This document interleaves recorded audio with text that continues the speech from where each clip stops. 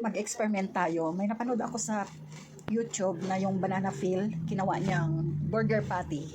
Kaya ito-try natin. Mamaya gagawin ko ito. Napanood ko yun sa, sa YouTube. Ayan.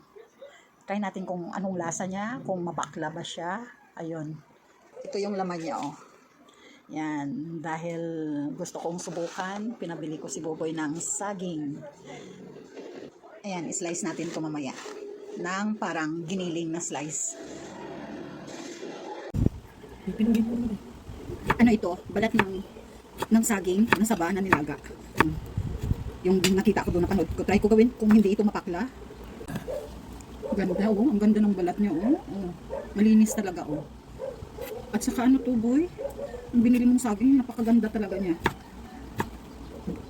Ang lalaki. Yes.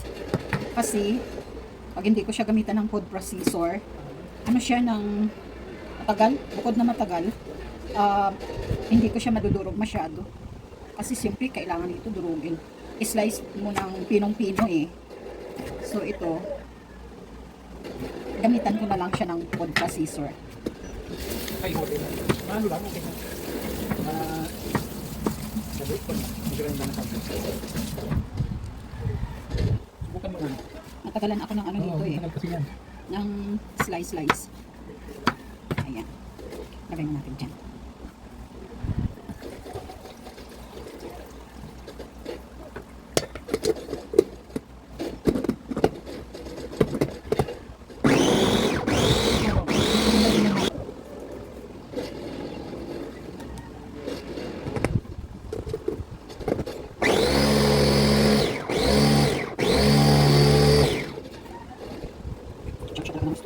Chop siya talaga ng gusto pag dito.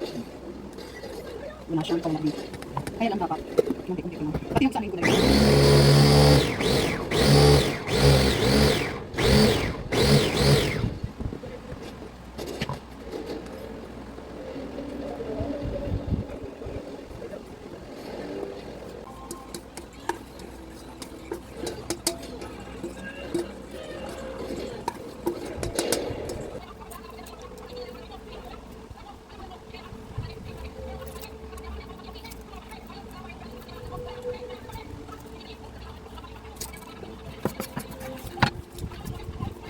Hindi mo maganda. Ang gasa kasi.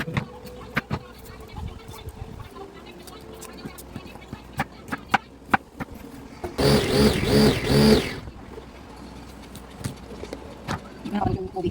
Yung maganda yan. At yung ganda yung tapos ibig ko.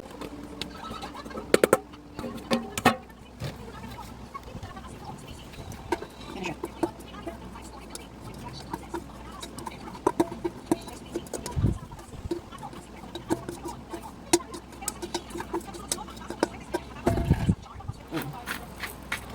Lagyan natin ng salt. Yan.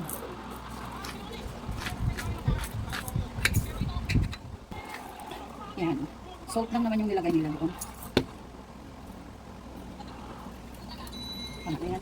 Tapos lagyan natin ng paminta. Yan.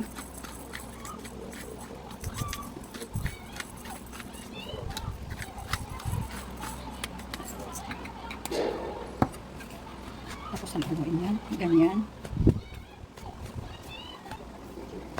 Next, lagyan natin ng Knorr cube. Knorr cube na pork lagay natin.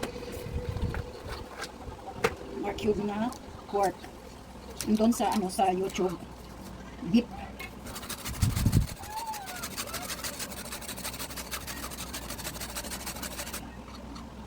Haluin muna natin.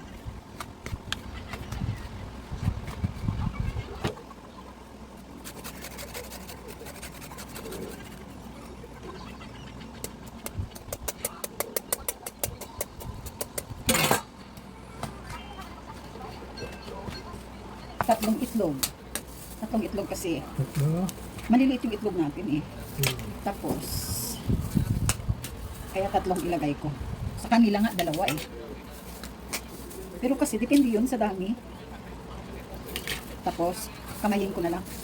Mahirap kasi maghalo ng spatula. So, kamayin natin. Ayan na siya oh. Pag masarap, Bigyan natin sila ng itlog.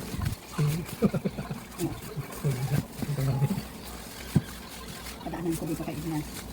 Ayan. Tapos, ano natin ang cornstarch. Ayan ha, mix na to. Minix ko yung flour at saka cornstarch dito. Isip natin para pino yung ano. Para pino yung pagkaano.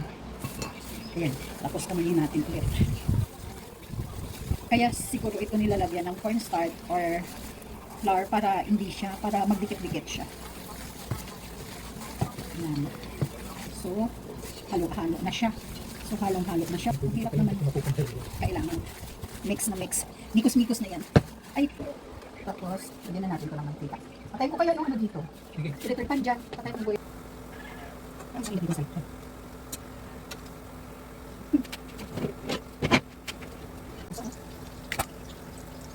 Saka, hindi ka talagang